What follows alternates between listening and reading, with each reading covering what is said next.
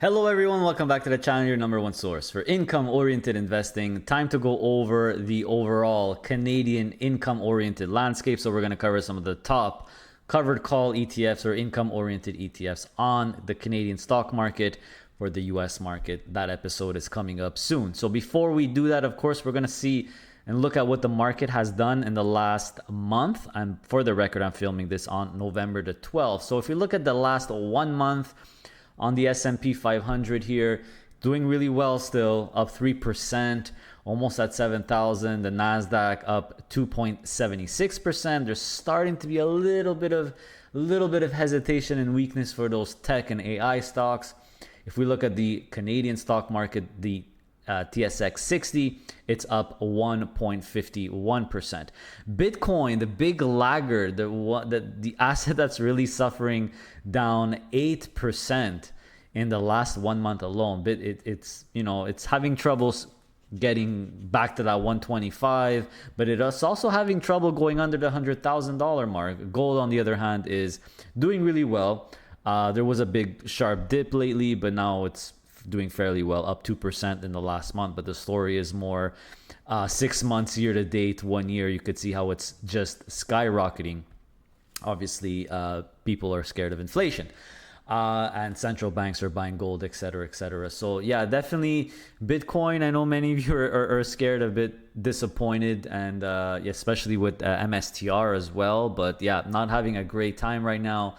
And you could spend hours and hours and hours trying to figure out why and looking all the videos online and all the theories. But my hunch is that it's a complete waste of time. The most important question is not the why, but what. What are you going to do about it? What is your conviction? What is your long-term conviction? Etc., etc., etc. So let's go through the top income-oriented covered call ETFs on the Canadian stock market. We're going to start with the leveraged ones as well. And I'm actually going to change the format a little bit in the video. You guys let me know what you think.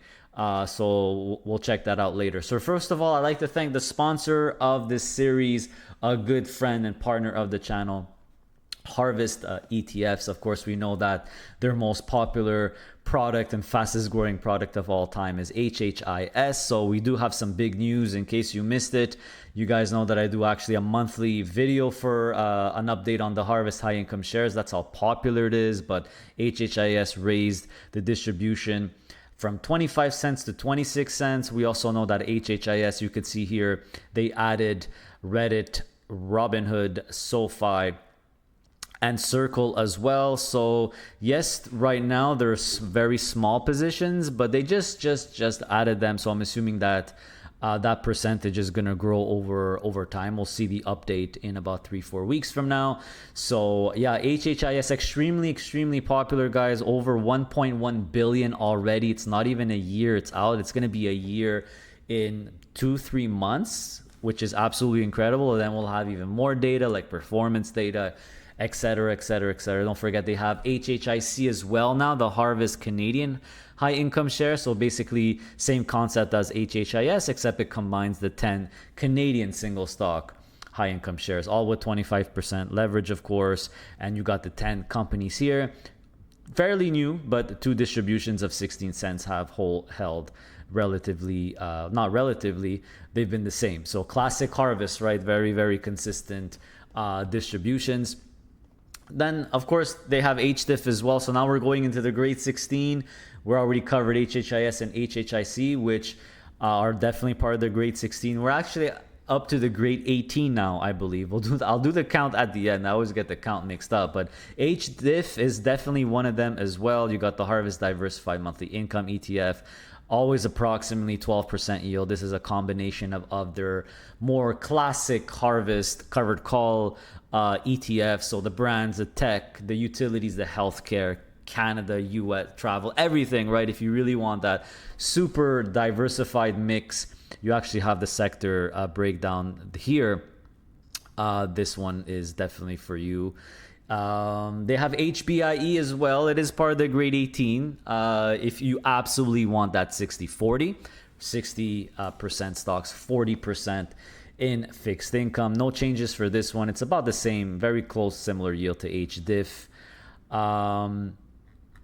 And yeah, those are the ones from Harvest. So they actually have 1, 2, 3, 4 out of the grade 18 are Harvest ones. Moving on to Hamilton, of course, we have HYLD and HDIV. They're all in ones, which now include a certain percentage of their really popular Daymax ETFs that I really like. So if you look at HYLD, so they've increased their distribution 14.7 to 15.3. Not really surprising because they added S Day and a little bit of Q Day to the mix as well. So HYLD has been performing absolutely incredible versus VSP. The S&P 500 hedged the Canadian dollar. It's actually outperforming it since the beginning of HYLD 2.0, even though we're at HYLD 3.0 now, which is January or February of 2024. HDIV is like the OG, right? I'm not going to call it the OG for no reason. So HDIV has been absolutely incredible. It's been pretty much destroying and slaying everyone and everything. Also, the net assets, is it beating HYLD? I think it's beating it now.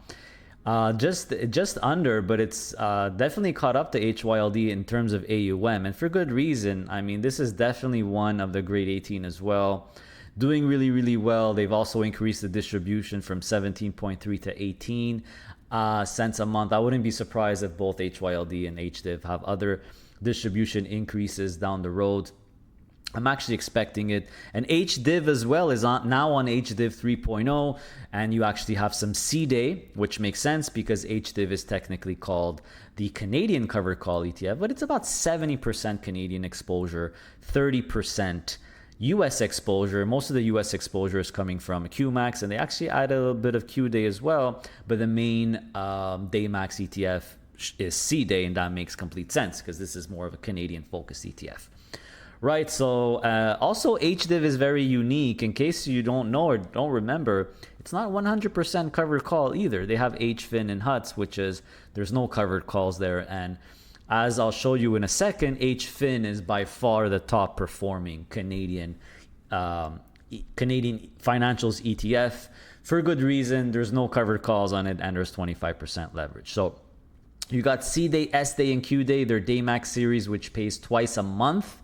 So C Day, and again, expect slightly varying distribution. So 18 cents every 18 cents to 18.1. Now it's back to 18. So this is a collection of high quality Canadian dividend stocks with no covered calls, and then they're doing the 0 DTE at the money covered calls on the S&P 500 portion of the portfolio. So C-Day really only has covered calls on 20% of the portfolio. That goes for all the Daymaxes, by the way. S-Day, same thing as C-Day, except it's US dividend, quality dividend stocks.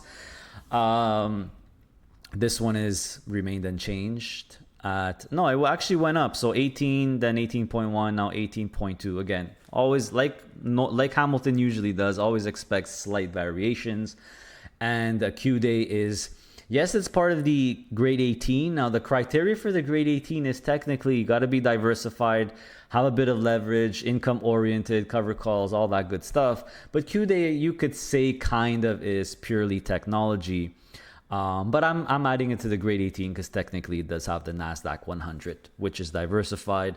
So 100% or 80% of the portfolio is in the XLK ETF, which is a index-based technology, US technology ETF, and then with no covered calls, and then they're only writing covered calls on QQQM. They're holding QQQM for the NASDAQ 100, which is technically diversified, but they're doing at the money 0 DTE calls on QQQM to generate that approximate 19-20% yield. So there goes Hamilton.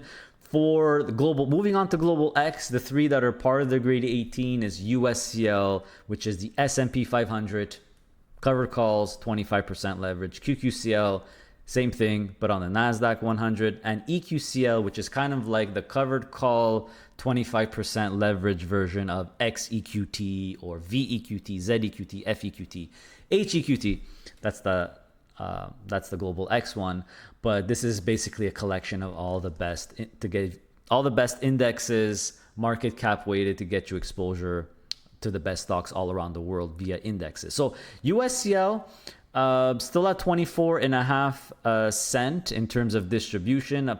you're always gonna have an approximate yield, I believe, between 12 and 13% for USCL.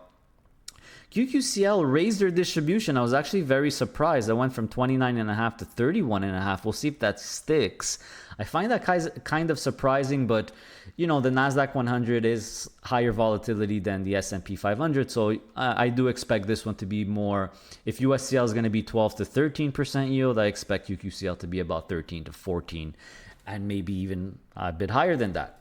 EQCL also raised their distribution from, it was 22.5, then it went to 22. Now it's at 23.5, and it makes sense because it holds all the other global X covered call ETFs. And as we saw, the Nasdaq one raised the dividend. And by the way, even the Nasdaq one unleveraged, QQCC, went from 12 cents to 13 cents. But the Russell one, they have Russell 2000. I guess you could, why isn't the Russell 2000 RSCL part of the grade 18 or CNCL? Well, I gotta, I'm only trying to choose the best ones here. And if not, it'll be the grade 500 eventually. But a lot of them raise their distributions. So I believe even the MSCI EAFE, the emerging markets, many of them raise their distribution. So that's why, of course, EQCL did, because it's just a conglomerate or an amalgam of a combination of these. So moving on to Brompton, you have BMAX. This is Brompton's all-in-one solution. There's it's not 100% equity. It's doing really well. We'll look at some total returns on things that make sense near the end of this. But distribution rate has been steadily increasing on this one. I think it started at 10 cents and now it's at 12 cents.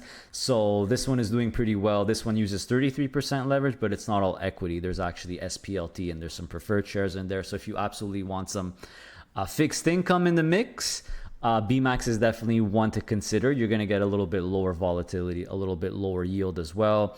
Class A, this, for my opinion, right now, I feel is Brompton's most ingenious, most innovative product. This is a collection of split share funds. This is the Brompton fund that I own personally. And this one also has been raising its distribution. It's done really, really well. Started at 10 cents. Now it's at 13 cents. They always want to target about 12% yield for this one. And this one is just a collection of Class A share split funds. Doing really, really well. And then we have Evolve. So Evolve has Biggie and Canny in terms of their all-in-one diversified leveraged solutions. They have Biggie and Canny. So Biggie is basically 10 stocks, 33% leverage, cover calls. So it's at the money cover calls on 50% of the portfolio. So it's very, very similar to HHIS, a little bit more concentrated, a little bit more calls, a little bit more leverage. So just a little bit more of everything compared to HHIS, but definitely more narrow. HHIS is way more diversified, 19 stocks and maybe more later on, where Biggie, it seems like they're going to stay at 10. Same thing for Canny, which is just a Canadian equivalent. So you have Canny, HHIC from Harvest, and ECHI, which is kind of like they're all in competition. So they all hold 10 key Canadian stocks with cover calls and 25% leverage for ECHI and HHIC, and Canny is doing 33% leverage, just like Biggie. So once these guys are all out for a year, we'll be able to do a valid comparison. Right now, last I checked, I think they were all very, very neck and neck, but ECHI had a slight edge. It does have the lowest, actually has zero management fee until March the 1st. But once they're out a year, I'll definitely be doing a comparison between those. And of course, you still have EIT, which doesn't seem to be raising their dividend ever. So it's still at 10 cents a month. And because it's at $15 or $16, by the way, still trading at a NAV discount, $15.50 when the NAV is $15.97. So the yield is actually under 8% here. 8% right now. So I know many of you still have it. I would, it's not definitely a good idea to keep EIT. It's a great fund. So in terms of the grade 18, how much are we at now? 1, 2, 3, 4, 5, 6, 7, 8, 9, 10, 11, 12, 13, 15, 16, 17, 18. Yeah, we are at the grade 18 now. So again, this is my criteria, but the main criteria is covered calls, leverage, income oriented, and diversified. So in terms of total return comparisons, I think the ones that make the most sense would be more the, HYLD. I can't really compare it to much. I mean, I guess I could compare it to USCL, but then there's the hedging. QQCL is on its own.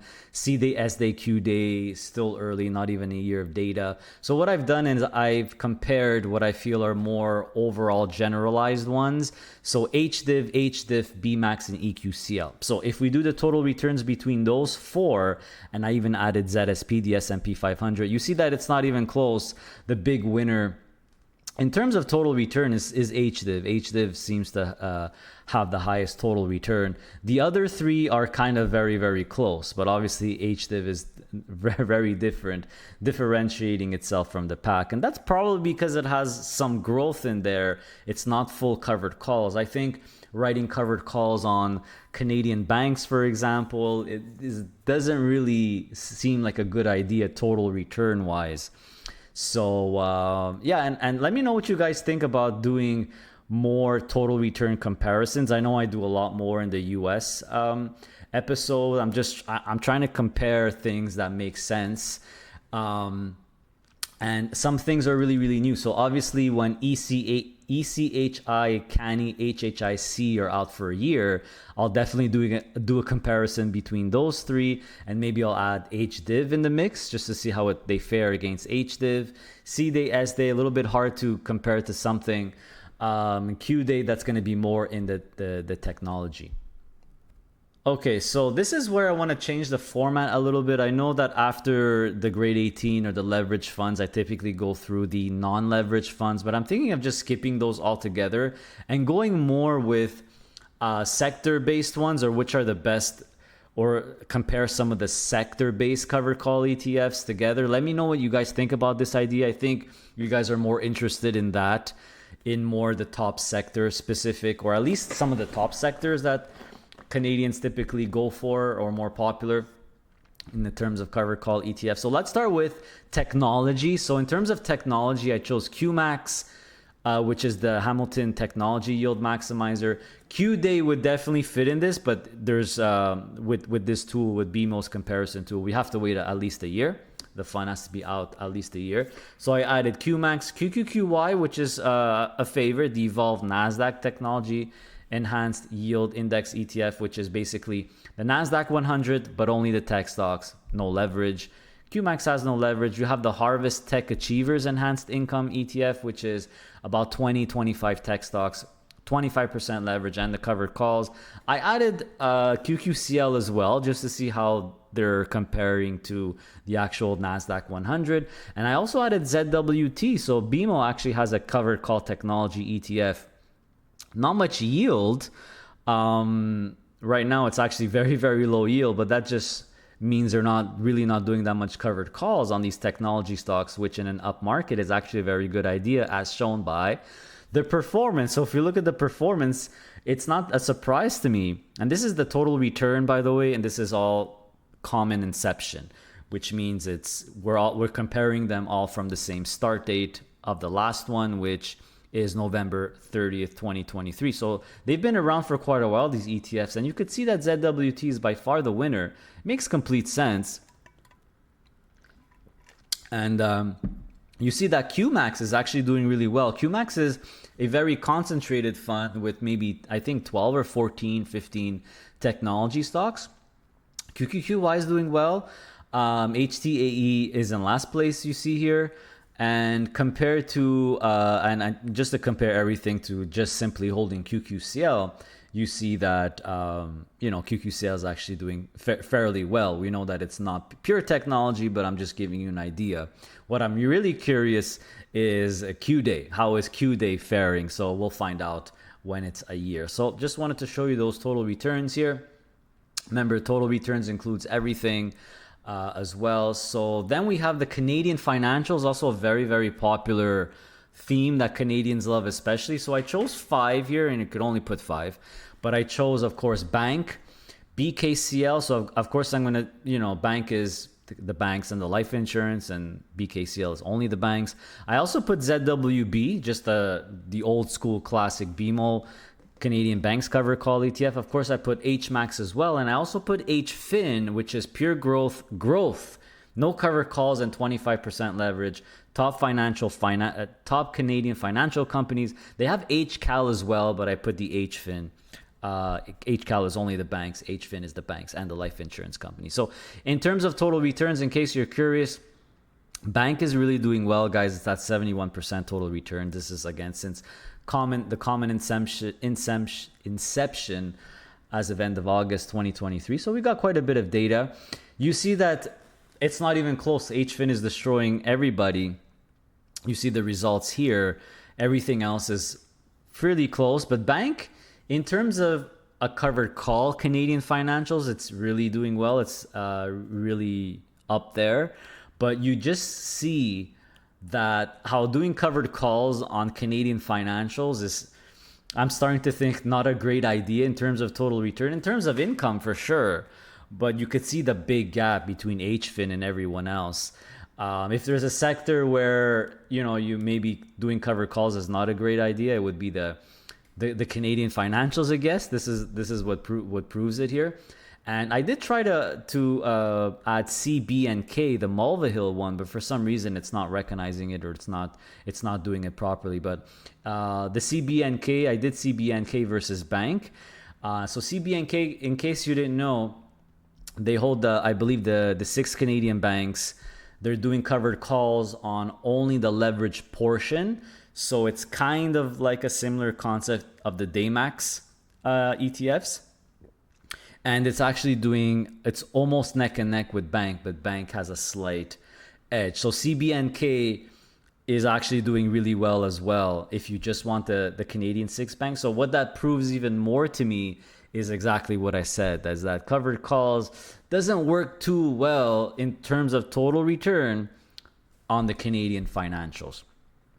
When it comes to energy, I put EMAX versus ENCC versus ENCL, the Harvest one, and of course the CI Energy Giants one. And in terms of total return, it seems like the Canadian companies, a concentrated portfolio of Canadian energy companies, of pipelines and oil producers, seems to work best. You see the total returns here, they speak for themselves. So of course, EMAX, HPF, NXF. Well, I know EMAX and NXF concentrate only on the oil and gas producers. ENCC, ENCL, HPF have some pipelines in there. HPF from Harvest is more international. There's a lot of stuff outside of Canada, but it looks like in terms of oil and gas, in terms of energy, Global X is the winner and Canada seems to be the winner. You could see the disparity of the total returns. You see ENCL is definitely number one. When it comes to gold and materials, I put GLCC versus GLCL. Unfortunately, GLCL has not been out for a year. And I added AMAX, the CI one, and even just put gold, HGY, gold with cover calls. Just to show you a few things. One, that GLCC is definitely, AMAX and CGXF are neck and neck. GLCC is way higher. So, and obviously GLCL is going to be better than GLCC over time if it goes up, because it's leverage, but we can't see it because it's, like it says at the bottom left there, you see no data because it hasn't been there for a year. So I personally own GLCL. You guys already know that, but you see that AMAX and CGXF are neck and neck. And it makes total sense because AMAX is at the money calls on 30% and CGXF is at the money calls on 25%. So it makes sense that CGXF is slightly outperforming AMAX because they're doing slightly less covered calls and gold producers have been on a tear, right? Makes sense. But it's pretty much neck and neck. But I just want to show you how doing covered calls on just the gold itself, HGY, underperforms a lot versus the gold producer. So let's move on to Bitcoin now. So let me know what you guys think about this new format where I'm concentrating more on some of the top sector ones instead of going through, all the non-leveraged stuff. Let me know if you guys are into that. and let me know if there's any other sectors that are really important to you. But I think, you know, tech, gold, energy, and Canadian financials are really the top ones.